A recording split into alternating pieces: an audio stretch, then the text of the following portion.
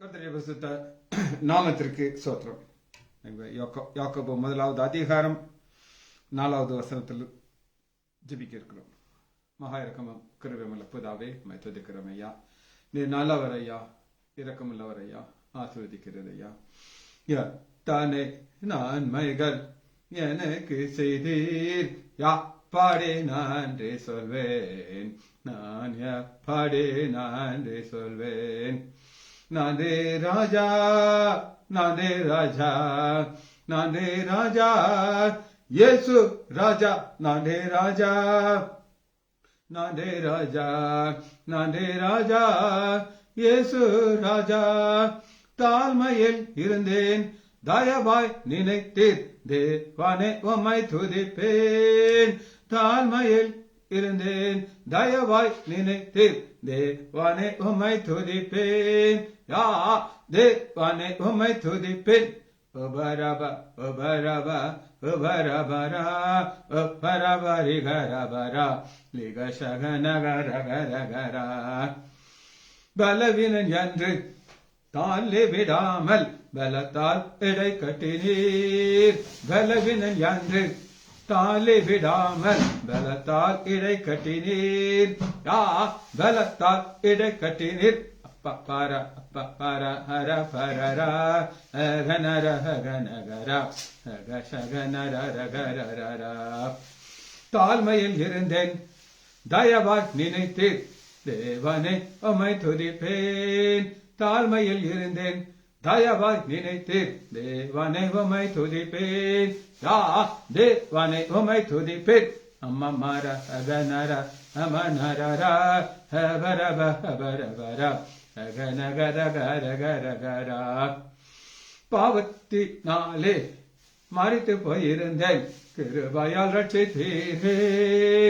பாவத்தினாலே மரித்து போயிருந்தேன், கிருபையால் ரட்சித்தீரே. யா கிருபையால் ரட்சித்தீரே.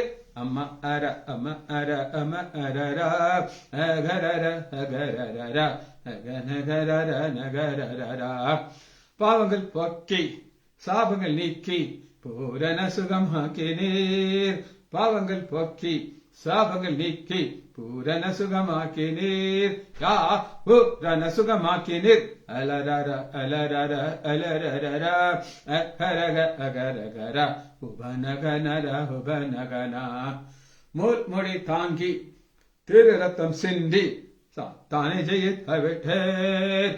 முடி தாங்கி திரு ரத்தம் சிந்தி சாத்தானை ஜெயித்து விட்டீர். யா சாத்தானை ஜெயித்து விட்டீர். அல்லவர அல்லவர அல்லரபர அப்பரவ அப்பரபர லிகசகமனரரரரா. நீ செய்த அதிசயம் 1000 உண்டு, விவரிக்க முடியாதையா.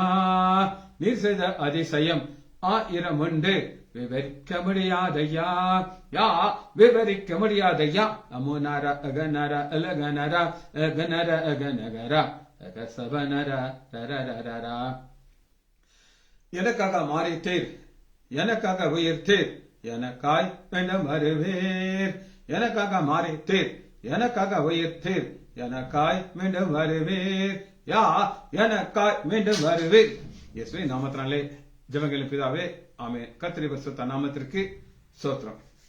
Janaki Ammal praise the lord. Rajkumar pastor praise the lord. Rajesh Daniel praise the lord. Muthu Murugan brother praise the lord. கர்த்தர் நல்லவர். யாக்கோபு 1வது அதிகாரம் 4வது வசனத்தை நம்ம வாசிச்சோம். ஒன்றிலும் குறைவில்லாமல் இருக்கிறதற்கு, இந்த குறைவில்லாமல் இருக்கிறதற்கு ஆண்டவர் ஒரு பாதையை வைத்திருக்கிறார். அதுதான் வளர்ச்சி அடைறதுக்கு ஒரு பாதை. ஆண்டவர் பாத்தீங்கன்னா ஆதியாகமம் 12வது அதிகாரம் 4வது வசனத்துல ஆபிரகாம 75 வயதுல ஒரு அழைக்கிறார். 75 வயது ஆபிரகாமுக்கு. ஆனா ரோமர் 4வது அதிகாரம் 19வது வயசுல 4:19 100 வயதாகும் போது பிள்ளையை பிறக்கிறார். இது மெச்சூரிட்டி. ஒரு கொண்டு போறதுக்கு ஒரு பாதையை வைத்திருக்கிறார். அந்த பாதையில முதிர்ச்சி அடைய வேண்டும். மோசே நீங்க பாத்தீங்கன்னா அப்போஸ்தலர் 7வது அதிகாரம் 23வது வசனம். அப்போஸ்தலர் 7:23. அவன் 40 வயதாகும்போது ஃபர்ஸ்ட் 40 வருஷம் பெஸ்ட் லைஃப், ராயல் லைஃப். எப்படி இருக்கும்? ஜாலியா இருக்கும். சுத்தி அத்தனை பேர், பார்வனுடைய குமாரன், கையை பிடிக்க ஒரு ஆளு, காலை பிடிக்க ஒரு ஆளு, அப்படியே மிதந்துகிட்டு தான் இருப்பார். மோசே எகிப்துடைய சகல சாஸ்திரம் என்ன சொல்லுங்க, அதுக்கு தெரியாத வித்தையே கிடையாது. சகல சாஸ்திரத்திலும் கற்பிக்கப்பட்டு வாக்கினால் வளம், எக்ஸ்பர்ட், எதுக்காக சொல்லுவார் அவர். ஆனா 40 வருஷம் வரை இருந்து 2வது 40 வருஷம் எங்க இருக்கிறார் அப்படிங்கிற 30 வருஷம் பாருங்க. 40 வருஷம் சென்ற பின்பு அந்த 2வது 40 வருஷம் ஒரு ப்ராசஸ். அவர் அப்படியே படிப்படியா ஆண்டவர் உருமாற்றுகிறார். இந்த மமதையெல்லாம் தூக்கி போட்டுருவார். அப்படி நடக்கிறதெல்லாம் போயிட்டு இப்படிதான் நடப்பார். மாமா அதெல்லாம் கரெக்டா இருக்கு மாமா, கொஞ்சம் பார்த்து மாமா, சரி சரி போ, சாப்பாடு வச்சிருக்கேன் சாப்பிடு. இப்படி தாழ்த்தி தாழ்த்தி தாழ்த்தி ஒரு ப்ராசஸ் 40 வருஷம். அடுத்து பாருங்க, அடுத்து லாஸ்ட் 40வது வருஷங்கிறது 30 வசனத்திலிருந்து பார்க்குறோம். அங்கிருந்து ஜனங்களை கொண்டு போறாரு, பாதையில கொண்டு போறாரு. இதற்கு ஆண்டவர் 40 வருஷம் எங்க வச்சிருந்தாரு? மனாந்தரத்தில் ஆடுகளுக்கு பின்னாடி போகணும். 30வது வசனத்துல 40 வருஷம் சென்ற பின்பு 36வது வசனம் பாருங்க. அந்த 40 வருட காலமாய் 36 வசனம் வனாந்திரத்திலே அற்புதங்களை செய்தான். அப்ப 36வது வசனத்துல அந்த 40 வருஷங்கிற ஒரு காரியத்தை செய்யறதுக்கு ஆண்டவர் 40 வைக்கிறார். இதுல ஒரு நாள் கூட கூட்ட முடியாது, ஒரு நாள் கூட குறிக்க முடியாது. ஆண்டவர் இந்த பூர்ண வளர்ச்சி நமக்கு எதற்காக கொடுக்கிறார் அப்படின்னு நீங்க கேட்டீங்கன்னா எடுத்துக்கணும். எபேசியர் 6வது அதிகாரம் 6வது வசனம். எபேசியர் 6:6. மனுஷனுக்கு பிரியமாய் இருக்க விரும்புகிறவர்களாய் பார்வைக்கு ஊழியம். பார்வைக்கு ஊழியம் அப்படின்னா என்ன அப்படின்னு கேட்டீங்கன்னா, அட்வர்டைஸ்மெண்ட். நான் யார் தெரியுமா? பெரிய போஸ்டர் வைக்கிறது. என்னுடைய வரங்கள் உங்களுக்கு தெரியுமா? எத்தனை வரங்கள் எனக்கு இருக்கா தெரியுமா? இதெல்லாம் மனுஷனுக்கு ஊழியம் செய்வதற்கு செய்யாமல் கிறிஸ்துவின் ஊழியக்காரனா நீங்க உங்களை மறைத்துக் கொள்ளணும். நீங்க யாருன்னு சொல்லக்கூடாது. அப்படிப்பட்ட ஒரு வாழ்க்கையை நீங்க வாழ்ந்து ஆண்டவர் வைராக்கியமா இருக்குது. கிறிஸ்துவுக்குள்ள மனப்பூர்வமாய் தேவனுடைய சித்தத்தின்படி செய்யணும். மனப்பூர்வம்ங்கிறது முக்கியமான ஒரு வார்த்தை. இப்ப நான் உங்களுக்கு செய்தி எழுதி வச்சிருக்கேன். இங்க நான் ரெஸ்ட்டுக்கு வந்திருக்கேன். நிறைய டைம் இருக்கு. இன்னும் எழுதிக்கிட்டே இருப்பேன். இப்ப என்ன செய்யணும்? எழுதின செய்தியை அதிகாலையில ஜெபத்தை முடிச்சுட்டு மறுபடியும் ஒரு இன்னும் சில வெளிச்சங்களை ஆண்டவர் கொடுப்பார். அதையும் உட்காந்து எழுதணும். இது மனப்பூர்வம். என் மனைவி கேட்டா, நீங்க இவ்வளவு சொல்றீங்களே, இது யாரு மண்டையில ஏறும் அப்படின்ட்டு. எனக்கு அது கவலையே இல்லை. எனக்கு அது தேவையில்லை. நான் வார்த்தையை மனப்பூர்வமாய் சொல்லணும். அதை எங்க போய் விதைக்கணும், இது யாருக்கு போய் சொல்லணும் ஆண்டவர் தெரியும். என்னுடைய ஒரு சொந்தக்கார் கோடீஸ்வரர், நாங்களாக கொண்டு போய் சக்கரம். அவருடைய பிசினஸ்ல பயங்கர ஒரு டவுன்ஃபால் வந்துச்சு. டவுன்ஃபால்னா அப்படி ஒரு லாஸ். எனக்கு மிக மிக நெருங்கிய சொந்தக்காரர். அவரை நான் அத்தான் அப்படின்னு கூப்பிட்டேன். அவருடைய மாப்பிள்ளை அப்படின்னு, அது எங்களுடைய உறவு. ஒரு 2-3 நாளைக்கு முன்னாடி வந்தார். அவருக்கு ஒரு ஸ்கேன் எடுக்க வேண்டியிருந்துச்சு. நான் அவர் கூட போனேன். அவருக்கு வயசு 74 வயசு. அவ்வளோ ட்ரிம்மா இருப்பார், ஸ்மார்ட்டா இருப்பார். அவர்கிட்ட சில வசனங்களை நான் சொன்னேன். அதான் இப்போ திரும்ப நீங்க பிசினஸ்குள்ள வந்திருக்கிறீங்க, ஆண்டவருக்கு உங்களுக்குள்ள ஒரு உறவு வேணும் அதான் அப்படின்னு சொன்னேன். கேட்டுக்கிட்டே இருந்தார். யாருமே அவர்கிட்ட பேச மாட்டாங்க. அவ்வளோ பெரிய ஒரு பிசி, ஒரு டாப் மேன் அவர். ஆனால் நான் கூட உட்காந்துருக்கேன். சொன்னேன், அதான் நீங்க ஒரு பிஸ்னஸ் பண்ணுறீங்க. நீங்கள் அதிகாலையில் எழுந்திரிச்சு ஆண்டவரை தேடி ஜெபம் பண்ணி ஆண்டவரை துதிச்சு அவர்கிட்ட வர வர வர அவரால் உங்களை ஆசீர்வதிக்க இருக்க முடியாது அதான் அப்படின்னு சொன்னேன். கூப்பிட்டு மாப்பிள்ள 4 மணிக்கு நான் எழுந்திரிச்சிட்டேன். உங்கள் செய்தியை கேட்க ஆரம்பிச்சிட்டேன். ஒரு நாள் நான் உங்கள்கிட்ட சொல்லுவேன், எனக்கு ஆண்டவர் என்னெல்லாம் அற்புதத்தை செய்திருக்கிறார் அப்படின்னு சொல்லி. இதுதான் நம்ம வேலை, விதைக்கிறது. இது அவர் பார்த்துக்கிட்டு. சரி, அப்ப எபேசியர் 6வது அதிகாரம் 6வது வசனம். கிறிஸ்துவின் ஊழியக்காரனாக மனப்பூர்வமாய் தேவனுடைய சித்தத்தின்படி. இப்ப மனப்பூர்வமாய் செய்யாத ஒரு மனிதன் உங்களுக்கு நான் காட்டுறேன். தெரிஞ்ச கேரக்டர் தான், தெரியாத நான் இங்க இருந்து கொண்டு வருது. யோனா மனப்பூர்வமா செய்யவில்லை. ஏன் மனப்பூர்வமாய் செய்யவில்லை அப்படின்னு நீங்க கேட்டீங்கன்னா, அவர் ஒரு பாதையை வச்சுக்கிட்டார். தனக்கு ஒரு பாதை, நான் இப்படிதான் போவேன். ஆண்டவர் சொல்றாரு, எப்பா எப்பா இங்கிட்டு வாப்பா அப்படிங்கிறாரு. இன்னும் நான் வரவே மாட்டேன், நான் இப்படித்தான் இருக்கேன். நான் அந்த நோட்ஸை உங்களுக்கு எதில் எடுத்தேன்னா, ஒரு ரெஃபரல் பைபிள். அவர் என்ன அழகா கொடுத்துருக்காருன்னா, ஸ்பாயில்டு சைல்டு, அடம்பிடித்து இருக்கு. ஸ்பாயில்டு சைல்டு அவங்களுக்கு தெரியுமா? ஒரு பிள்ளை நீங்கள் வளர்க்குறீங்க, அது சொல் பேச்சு கேட்காது, எல்லாத்துக்கும் அடம்பிடிக்கும். ஏமா ஸ்கூலுக்கு போகணும், கிளம்பு, நான் கிளம்ப மாட்டேன். கூலி, நான் குடிக்க மாட்டேன். படி, நான் படிக்க மாட்டேன். எல்லாத்துக்கும் நோ சொல்கிற பிள்ளை. அந்த மாதிரி ஒரு ஸ்பாயில்டு சைல்டு மாதிரி அடம்பிடிச்சிக்கிட்டு இருந்தார் அப்படின்னு அவர் எழுதியிருக்கிறார். சரி, இப்போ 5வது வசனத்துல நம்ம போகிறோம். வாசிப்போமா? எபேசியர் யாக்கோபு 1வது அதிகாரம் 5வது வசனம். உங்களில் ஒருவன் ஞானத்திலே குறைவுண்டாலாம் இருந்தார். ஆண்டவர் யாக்கோபின் மூலமா பேசுகிறார். எல்லாருக்கும் குறையில்லாத மனுஷர்களே கிடையாது. இங்க என்ன குறைனா, பணத்துல கிடையாது, படிப்புல கிடையாது, கெட்டப்பில் கிடையாது, ஞானத்தில் குறைவுள்ளவனா இருந்தால்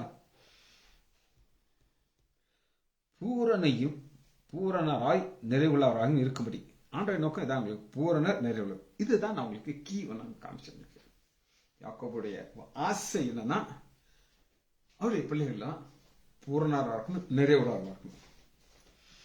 பொறுமையானது பூரணக்கிரி பொறுமை. இந்த பொறுமையை குறித்து நான் உங்களுக்கு ஏற்கனவே சொன்னேன். ஆண்டவர் ஒருத்தவங்க ஒரு பாதை வச்சிருக்கிறாரு. ஆபிரகாமை குறித்து சொன்னேன். அவர் ஷார்ட்கட்ல போனாரு, இஸ்மாயிலை கூட்டிட்டு வந்தார். அப்படி ஷார்ட்கட்லாம் உங்களுக்கு காமிச்சிட்டேன். ஆனா இன்னைக்கு நம்ம பார்க்க போறது இந்த ஞானம்ங்கிறதுக்கு இங்கிலீஷ்ல விஸ்டம். இந்த விஸ்டம் அப்படின்னா என்ன அர்த்தம்னா, புரிந்து கொள்கிற தன்மை. புரிந்து கொள்கிற தன்மைங்கிறத நான் உங்களுக்கு உங்க ஸ்கூல்ல நீங்க அட்டன் பண்ணும் பொழுது சில பிள்ளைகள் இருப்பாங்க, சொன்னா அப்படியே பிக்கப் பண்ணிட்டே இருப்பாங்க, டக் டக் டக் டக் டக். சில பிள்ளைகள் மக்காவே இருக்கும். நாங்களாம் அந்த மக்கு கேட்டகரி. எவ்வளவு சொன்னாலும் மண்டையில ஏறாது. அது குறிப்பா கணக்குனா சுத்தமா வராது. எங்க வாத்தியார் எவ்வளவு கஷ்டப்பட்டோம்னு எனக்கு தான் தெரியும். அந்த மாதிரி நாங்கள் அதெல்லாம் பயங்கர மக்கு, மக்களை கிரேட் கூடுன மக்கு நாங்கெல்லாம். அப்படி இருந்த மக்க ஆண்டவர் என்ன செய்தார் அப்படின்னு கேட்டீங்கன்னா, ஒரு பாதையில கொண்டு போகிறார். ஃபர்ஸ்ட், இந்த ஞானம் இல்லாதவர்களை வேதம் எப்படி பார்க்கிறது அப்படின்னு நான் சொல்றேன். ஞானம் இல்லாதவர்களை வேதம் எப்படி பார்க்கணும் அதை நம்ம தெரிஞ்சுக்கணும். பார்த்தீங்களா, நம்ம பார்க்கிறோம். சங்கீதம் 73வது அதிகாரம் 21வது வசனம். 73:21.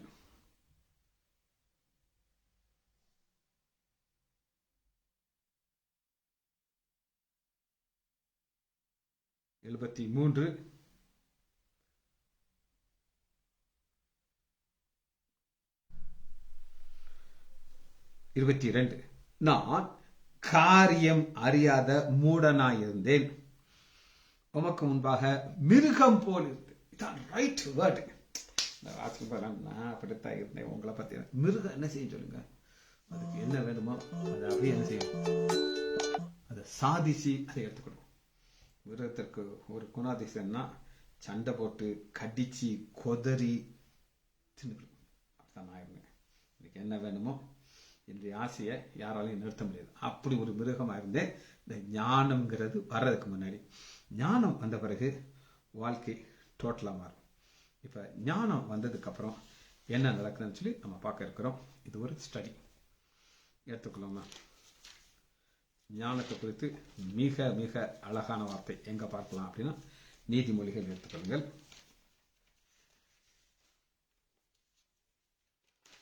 எட்டாவது அதிகாரத்துக்குள்ள வாங்க.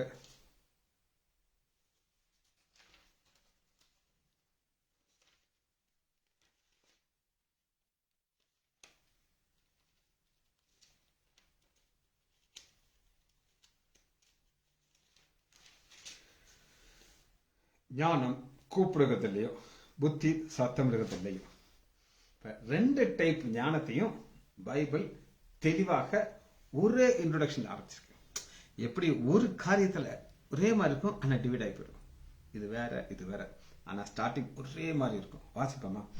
8வது அதிகாரம், ஞானம் கூப்பிடுறதுலயோ புத்தி சத்தமிடுகிறதுலயோ.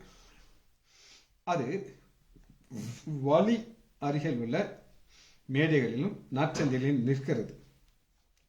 அதுங்கிறது ஞானம். இந்த ஞானத்தை நீங்க புரிந்து கொள்ளணும் அப்படின்னு ஞானத்தை எடுத்துட்டு இயேசுன்னு கொடுங்க, கரெக்டா ஃபிட் ஆகும். ஞானங்கிற வார்த்தை எடுத்துட்டு இயேசுவை கொடுங்க, கரெக்டா ஃபிட் ஆகும். மனுஷரே, உங்களை நோக்கி கூப்பிடுகிறேன், என் சத்தம் மனுபுத்திரருக்கு துணிக்கும். இயேசு சொல்லுகிறாரு, மனுபுத்திரலே உங்கள்கிட்ட தான் நான் பேசுறேங்கிறாரு. அவர் ஒரு கடவுள், ஆவியா இருந்தவர், ஞானத்தால் நிறைந்தவர், இந்த பூமிக்கு வந்து நம்மகிட்ட பேசுகிறார். அடுத்து பாருங்க 5வது வசனம், நீதிமொழிகள் 8, பேதைகளே வெகுவெங்கடைகள், மூடர்களே புத்தியுள்ள சிந்தர்கள். இதை ஒரு பக்கம் வச்சுக்கிட்டு 9வது வசனத்தை பாருங்க.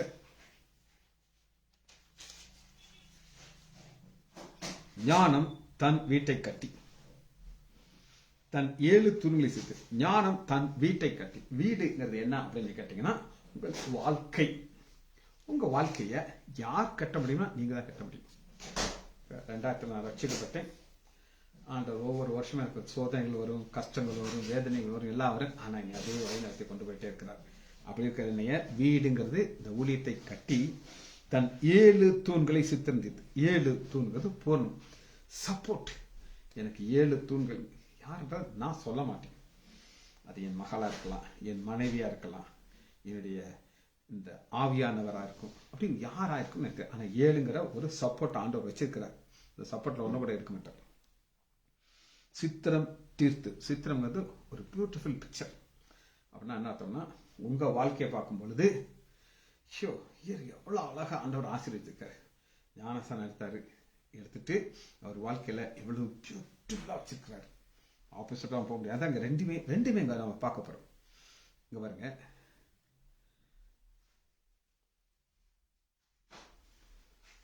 இந்த 9வது அதிகாரத்தில் இருக்கிறது யார் அப்படிங்கறத உங்களுக்கு முதல் காட்டுறேன். அப்பதான் 2 புரியும். ரைட் இருக்கு, லெஃப்ட் இருக்கு, நீங்க எங்கனாலும் போகலாம். 9வது அதிகாரம் 3வது, தன் பணிவிடை காரிகளை அனுப்பி பட்டணத்தின் உயர்ந்த மேடைகளின் மேல் நின்று கூப்பிட்டு. உயர்ந்த மேடை அப்படின்னா பாப்புலரான ஒரு நேமுங்க. இப்ப விருதுநகர்ல பாப்புலரான இருப்பாங்களா இல்லையா? அதுலயும் ஒரு சில தவறான பாதையில போறவங்களும் பாப்புலரா இருப்பாங்க. உங்களுக்கு காரியம் முடியுமா, ஆட்டோ போங்க, முடிச்சு கொடுத்துருவாரு. கொஞ்சம் காசு கூட கேட்பாருங்க, ஆனா தொழில் சுத்தமா இருக்குங்க. ஒரு பாப்புலரானவர் தவறான பாதையில ரொம்ப ஃபேமஸ் ஆகி அதுல கரெக்டா இருப்பார். அந்த மாதிரி ஆளுங்க தான் இவங்க. 4வது, புத்தியினை நோக்கி. ஞானத்தில் குறைவுள்ளவன் எவன்னு சொல்லி வேதம் சொல்லுகிறது. அவங்கதான் இவங்க தவறான பாதையில போறாங்க. புத்தியினை நோக்கி எவன் பேதையோ அவன் இவ்விடத்திலே வரக்கடும். ஆண்டவர் அழைக்கிறார். அவர் எப்படி அழைக்கிறார் அப்படின்னு பாத்தீங்கன்னா, 8வது அதிகாரம் 2வது, அது வாலியில் உள்ள மேடைகளில் நின்று. 2 சிமிலருங்க. ஸ்டார்டிங் ஒரே மாதிரி. நாற்சந்தியில நின்று அப்படின்னா எல்லாரும் போற இடத்துல இருந்து தான் அது கூப்பிடுறாரு. அது ஊர் வாசலிலும் ஓரத்திலும் பட்டணத்தில் நின்று சத்தமிட்டு, மனுஷரே உங்களை நோக்கி கூப்பிடுகிறேன்.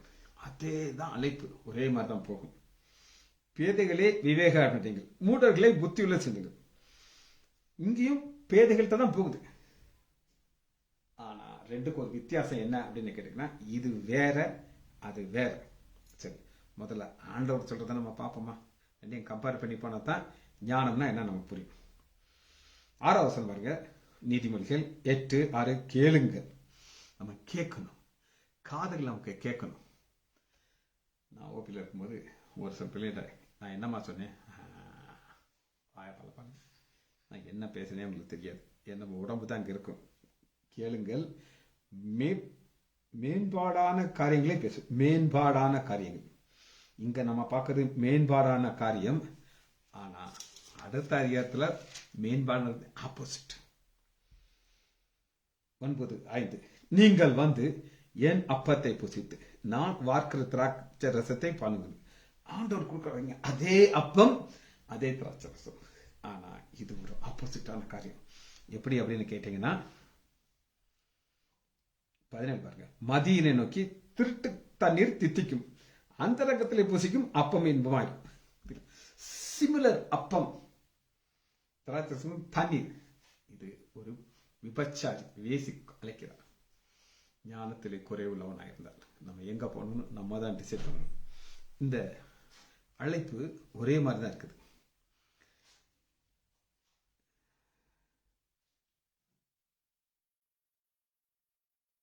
வாசிங்க. 9:13. மதி அற்ற ஸ்திரீ வாயாடியும் ஒன்றும் அறியாத நிர்மூலம். வாயாடி அப்படின்னா என்ன அர்த்தம் அப்படின்னா, வாய் தான் அவருடைய பேச்சு தரம். உங்களுக்கு யார்கிட்ட எப்படி பேசணும் நல்லா தெரியும். அப்புறம் சொல்லுங்க, அவள் தன் வீட்டு வாசல் படியிலும் பட்டணத்தில் மேடையிலும் ஆசனம் போட்டு உட்கார்ந்து. இதுதான் ஆண்டவர் செய்தார் பாருங்க. 9வது அதிகாரம் 14 வசனத்துல பார்க்கறத அதே இத சிமிலர் திங் நீங்க எங்கேயும் பார்க்கலாம். 8:2. அது எது? ஆண்டவருங்கிற ஞானம் வழி அருகே நின்று மேடைகளிலும் நாச்செந்திலும் நிற்கிறது. அது வீட்டு ஊர் வாசலிலும் ஓரத்திலும் பட்டணத்திலிருந்து சத்தமிட்டு ஆண்டவரும் அழைக்கிறார். எதுக்கு அழைக்கிறார்? பரிசுத்தத்துக்கு அழைக்கிறார். பாவியா இருக்கிற பிள்ளைகளை மனம் திரும்புகள் அழைக்கிறார். வேசியும் அழைக்கிறார். வேசி எப்படி தன்னுடைய வாழ்க்கையை போக்குகிறார் அப்படின்னு கேட்டீங்கன்னா, 9:15. தங்கள் வழிகளை நோக்கி நேரே போகும் வழி நோக்கனை பார்த்து, நேரே போகும் வழி வரும். இவனை தான் பிடிப்பான். சரி, ஒரு நடந்த சம்பவத்தை நான் சொல்றேன். யாரும் பேர போடக்கூடாது. நம்ம ஊழியத்துல ஒரு சகோதரர், பிரதர், பயங்கர கூடிய, என்னை விட மோசமாக எனக்கு அவருக்கும் ஒரு போட்டி இருக்கும், யார் பெரிய துன்மார்க்கன்னு சொல்லி. அவர் ரட்சிக்கப்பட்டார். ரட்சிக்கப்பட்டு பைபிளை தூக்கி வேதத்தை வாசிக்க ஆரம்பிச்சிட்டார். அவிக்கிற வாழ்க்கையில வாழ்த்தார். ஒரு சகோதரி வலியை போய் போன்ல கூப்பிட்டு ஒரு துணிகரமா ஒரு பாவத்தில் விழ வச்சிச்சு. இது எதுக்காக சொல்றேன்னா, அந்த சகோதரர் என்கிட்ட சொல்றாரு, சார் நான் ரட்சிக்கப்பட்டதுக்கு முன்னாடி நீளமா முடி வளர்த்துருப்பேன் சார். அதுல முட்டையில வெள்ளக்கருவெல்லாம் அப்படி தடவிட்டு இந்த வாலிப பெண்ணுகள் முன்னாடி போனா அப்படி தலையை ஒரு ஆட்ட ஆட்டி தூண துப்பிட்டு போயிடுவாங்க சார். ஒருத்திவர் என்னை பார்க்க மாட்டாங்க. நான் பைபிளை தூக்குனேன், நேரே போயிட்டு இருந்தேன் சார். அந்த அக்கா கூப்பிட்டு கீழே போல வச்சுட்டார். எதுக்காக இதை சொல்றாரு அப்படின்னு கேட்டீங்கன்னா, வசனம் அப்படித்தான் இருக்குது. அவ யாரை கூப்பிடுவா அப்படின்னு கேட்டீங்கன்னா, நீதிபதிகள் 9வது அதிகாரம் 15. தங்கள் வழியை நோக்கி நேரே போகும் வழி போக்கனை நோக்கி எவன் பேதையோ அவன் இவ்விடத்துக்கு வரும். இந்த பேதைங்கிறது ஞானத்திலே குறைவுள்ளவன். இந்த ஞானத்திலே குறைவுள்ளவனுக்கு தேவை என்னன்னா, மதியினை நோக்கி திருட்டு தண்ணீர் தித்திக்கும், அந்தரங்கத்திலே புசிக்கும் அப்பம் இன்பமாயிருக்கும் என்று சொல்லி கூப்பிட்டார். ஆனாலும் மரித்தவர்கள், இந்த முடிவு பாருங்க எப்படி. ஆனாலும் மரித்தவர்கள் அவ்விடத்தில் உண்டென்றும் அவர்களுடைய விருந்தாளிகள் நரக பாதாளத்துக்கு வந்து அவன் அறியான். ஆடு தன்னை கழுத்தை வெட்ட போறாங்கன்னு தெரியாம போய் பொத்துன போய் விழுந்தது. ஆனா ஆண்டவர் கொடுக்கிற ஞானத்தை நீங்க எப்படி பார்க்கலாம் அப்படின்னு கேட்டீங்கன்னா, நீதிமொழிகள் 8வது அதிகாரம் எல்லாம் சிமிலரா போகும்போது 9வது வசனத்தை வாசிக்கிறது. நீதிமொழிகள் 8:9. அவைகள் எல்லாம் புத்தியுள்ளவனுக்கு தெளிவும் ஞானத்தை பெற்றவனுக்கு யதார்த்தமா இருக்கும். ஞானத்தை பெற்றவன், நமக்கு ஆண்டவர் ஞானத்தை கொடுத்துட்டாரு. ஞானங்கிறது இயேசுவை கொடுத்துட்டார். அந்த இயேசு நம்மளை என்ன செய்வார் அப்படின்னு கேட்டீங்கன்னா, ஒரு நேர் பாதையிலேயே கொண்டு போய் செய்வார். வலதுபுறம் சாயாது, இடதுபுறம் சாயாது, ஒரு பாதை வச்சிருக்கார். அந்த அது போகும்போது 13. தீமையை வெறுப்பதே கர்த்தருக்கு பயப்படும் பயம். தீமை, இங்க ஒரு தீமை உங்களை கூப்பிடுது, வா வா வான்னு கூப்பிடுது. ஆனா அதை வெறுக்கிறது. 14. என்னை சிநேகிக்கிறவர்களை நான் சிநேகிக்கிறேன், அதிகாலையிலே என்னை தேடுகள் என்னை கண்டடைவார்கள். அதிகாலையில யார் யாரெல்லாம் ஆண்டவரை தேடுறாங்களோ, மகதோனா மரியாள் ஆண்டவரை தேடி போன முதல் முறையாக அவளுக்கு தரிசனமானார். 18. இந்த ஞானம் கூப்பிடுது, உங்களுக்கு என்ன கொடுக்கும் அப்படின்னு கேட்டீங்கன்னா, 18. ஐஸ்வர்யமும் கனமும் நிலையான பொருளும் நீதியும் என்னிடத்தில் உண்டு. இதுக்கு ஆப்போசிட்டா தான் நம்ம 9வது அதிகாரத்துல 12 அவர்கள் நகர பாதாளத்திலே கிடக்கிறார்கள். ஆனா இங்க ஆண்டவர் அந்த நேர் வழியா போறவர்களுக்கு யாருக்கு ஞானத்துல குறைவு இருக்கு எங்கிட்ட வா, நான் என்ன கொடுப்பேன்னா பாதாளம் கிடையாது, ஐஸ்வர்யம். ஐஸ்வர்யம்னா என்னங்க? இப்ப எனக்கு ஆண்டவர் ஆச்சரியம் இல்லை, நான் ஒரு அருமையான இடத்துல நீ உட்கார வச்சிருக்காரு, நாங்க நிக்கிறதுக்கு உட்காரதுக்கு எனக்கு தகுதி கிடையாது, ஆனாலும் ஆண்டவர் எனக்கு உலக பிரகாரம் ஆச்சரியத்தை கொடுத்திருக்கிறார். இந்த ஐஸ்வர்யம் நம்ம மறிக்கும் பொழுது பரலோகத்தில் கிடைக்கிறது. கனம். கனம்ங்கிறது என்ன பாருங்க, நீ உங்களை பார்க்கும்போது ஒரு ஊழியக்காரனை பார்ப்பேன்.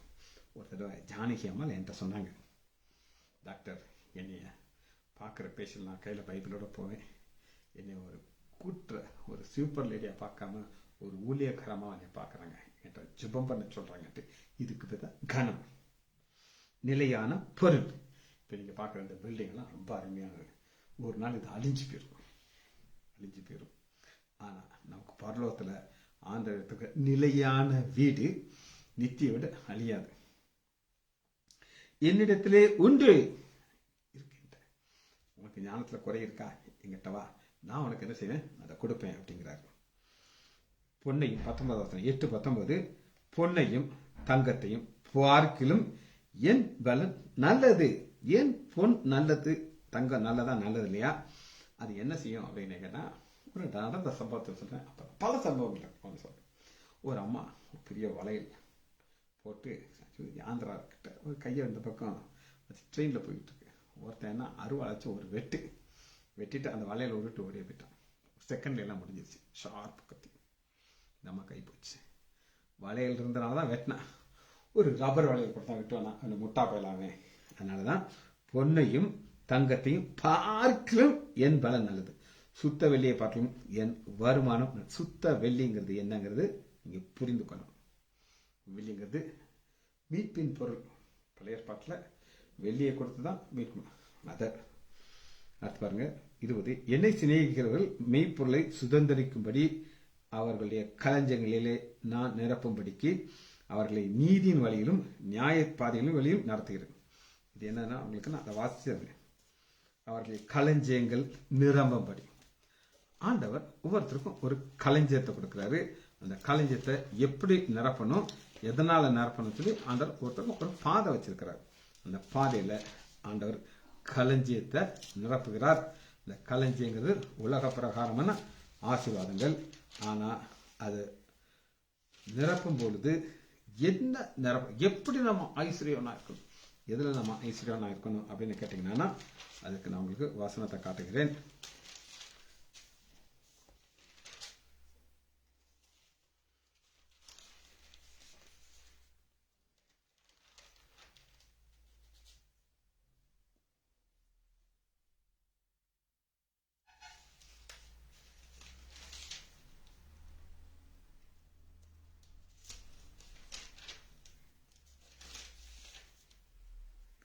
லூக்கா 15வது அதிகாரம்.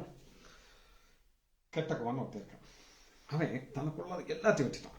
லூக்கா 15வது அதிகாரம் 30வது வசனம் பாருங்க. வேசி இடத்திலே உம்முடைய ஆசையை அழித்து போட்ட உம்முடைய குமாரனாகிய இவன் வந்தவுடனே பேசிட்டு போனான். எல்லாத்தையும் இருந்தான். ஆனா மனம் திருப்பிட்டான். மனம் திரும்பி அப்பாட்ட வந்துட்டான். ஆண்டவர் எதிர்பார்க்கறதுன்னா, மனம் திரும்பு அப்பாட்டவா. அப்பா காத்துக்கிட்டு இருக்காரு. காத்துக்கிட்டு அவங்க என்னெல்லாம் அவர் கொடுத்தார் அப்படின்னு கேட்டீங்கன்னா, ஆசீர்வாதத்தை உங்களுக்கு காட்டுறேன். 22வது வசனம். உயர்ந்த வஸ்திரம், கைக்கு மோதிரம், காலுக்கு பாதரட்சி, கொளுத்த கன்று அடிச்சு சாப்பாடு போடு. இது ஆண்டவர் யாருக்கு கொடுப்பார்னா, மனம் திரும்பவர்களுக்கு கொடுப்பாரு. இது எல்லாருக்கும் இது கிடையாது. ஆண்டோட்ட நம்ம எப்படி இருக்கணும் அப்படின்னு கேட்டீங்கன்னா, ஐஸ்வர்யவான் பாருங்க. வசனத்தை முதல் வாசிட்டு அப்புறம் உங்களுக்கு காட்டுறோம். நீதிமொழிகள் 8வது அதிகாரம் 20. என்னை சிநேகிக்கிறவர்கள் மெய்ப்பொருளை மெய்ப்பொருள் அவருடைய களஞ்சியங்களை நான் நிரப்பும்படி. இந்த களஞ்சியங்கள் நிரம்பப்படுகிறது. லூக்கா 12வது அதிகாரம் 14. ஒரு ஊமை அவர் சொன்னார். ஐஸ்வர்யம் உள்ளவருடைய நிலம் நன்றாக விளைந்தது. நிறைய விளைஞ்சிச்சா, இவருக்கு ஒரு பெரிய கவலை வந்துருச்சு. ஐயோ, இவ்வளவு கோடவுன் நான் எங்க, கோடவுன் சின்னதா இருக்கே அப்படின்ட்டு இடி எல்லாத்தையும் பெருசாக்கி சேர்த்துட்டு, ஆத்துமாவே நீ புசித்து நல்லா ஜாலியா இரு அப்படின்னு சொல்றாங்க. ஆண்டவர் இன்னைக்கு ராத்திரி நீ செத்தா அங்க போந்து அடுத்த அந்த ஒரு வார்த்தையை நான் உங்களுக்கு காட்ட போகிறேன். 21. தேவனிடத்தில் விசுவாசமாய் இருங்கள். தேவனத்தில் விசுவாசமா இருக்கிறதுக்கு நமக்கு என்ன தேவைங்கிறத வாசிச்சு நம்ம அந்த செய்தியை முடிக்க போகிறோம். யாக்கோபு 1வது அதிகாரம் 5வது வசனம். உங்களிலே ஒரு ஞானத்திலே குறைவுள்ள இந்த ஞானத்தை குறித்து நான் உங்களுக்கு லூக்கால வாசிச்சதை திரும்ப லூக்கா 12வது அதிகாரத்தில் ஒரு பணக்காரனை பார்க்குறோம். இவனுடைய கலைஞர்கள் நிறைஞ்சிருச்சு. இவனுக்கு மட்டும் ஞானம்னு அவனுக்கு இருந்துருந்துச்சா இவன் என்ன செய்ய வந்துருமே ஏழைகளை கூப்பிடுவான். ஏழைகளை நீங்களாம் வாங்க வந்து நீங்க என்ன செய்யுங்க, நான் உங்களுக்கு என்ன ஆசீர்வாதம் கொடுக்க போகிறேன் அப்படின்னு கேட்டீங்கன்னா அந்த ஏழைகளை பார்த்து 14வது அதிகாரம் 12 ஏழைகளை கூப்பிட முடியுமா? கூப்பிட முடியும். வசனத்தை காட்டுறேன். அன்றியும் அவர் தம்முடைய விருந்து கலைத்தவனுக்கு நீ பகல் விருந்தாவது ராவிலாது பண்ணுவது உன் சிநேகரை கூப்பிடாத, பக்கத்துக்கார கூடாத, கொடுத்தா அவங்களுக்கு திரும்ப செஞ்சிருவாங்க. 13 லூக்கா 14:13 தேவனிடத்துல எப்படி ஐஸ்வர்யம் இருக்கணும், ஞானத்துல குறை இருக்கு கேளுங்க. நீ விருந்து பண்ணும்பொழுது ஏழைகளையும் ஊனர்களையும் சப்பானிலும் கூட அவங்களை கூப்பிடு. அப்பொழுது நீ பாக்கியவானா இருப்பாய். அவர்கள் பதில் செய்ய முடியாது. நீதிமான்களின் உயிர்த்தெழுதலே உனக்கு பதில். நீதிமான்களின் உயிர்த்தெழுதல். அப்ப ஞானத்துல குறை இருந்தா ஆண்டவர் சொல்லுவாரு, உனக்கு நீதிமான்களின் உயிர்த்தெழுதல் ஒண்ணு வரும்பா, அன்னைக்கு நீ வந்து ரிச்சா மாறிடுவ, உன் களஞ்சியங்கள்லாம் சேர்க்கப்பட்டு. அதனாலதான் வசனம் என்ன சொன்ன, யாக்கோபு 1வது அதிகாரம், உங்களில் ஒரு ஞானத்திலே குறை இருந்தா என்ன இருக்குன்னா யாவருக்கும் சம்பூர்ணமாய் கொடுக்கு. சம்பூரணம் நித்தியம். இங்க இருக்கிறது எல்லாமே போயிடும். ஒரு அம்மா என்னைய பார்க்க வந்தாங்க. பார்க்க ஏதோ சாதாரணமா இருக்கும், போய் நிறைய லட்சக்கணக்கான ரூபாய் தூக்கிட்டு வருது. டாக்டர் இதை 2 நாள் வச்சிருங்கன்னு சொல்லிச்சு. எம்மா இன்கம் டாக்ஸ் காரியம் வந்தா தூக்கிட்டு போயிடுவான், நீங்க எங்கிட்ட கேட்க விட. ஐயோ அப்படியா, நான் கொண்டு போயிடுச்சு. எதுக்காக அந்த அம்மா பணத்தை நான் பார்த்தேன், கண்ணால பார்த்தேன், கட்டுக்கட்டா வச்சிருக்கு. தூக்க முடியாம தூக்கிட்டு போகுது. அதை யாருக்கோ வட்டிக்கு கொடுத்துச்சு, திரும்ப வரவே இல்லை. உங்களுக்கு தெரியாதுன்னு தெரியாது. அந்த அம்மா பூர்வ போனது போயிடுச்சு. போனது கட்டி நான் சந்தோஷப்படல. ஆனா அந்த அம்மா ஞானத்திலே யாவருக்கும் சமம், ஒருவரையும் கடந்தது தேவனத்திலே கேட்கணும், அப்பொழுது அவருக்கு கொடுக்கணும். இந்த அம்மா மட்டும் ஆண்டவரே பார்த்தா என்ன செய்யணும் ஆண்டவரே அப்படின்னு கேட்டானா ஆண்டவர் பாதை காமிச்சிருப்பாரு. நம்மள பாதையில கொண்டு போற ஜெபிச்சு பண்ணிப்போமா. மகா இருக்கும் கரவேமுள்ள பிதாவே துதிக்கிறோம் ஐயா.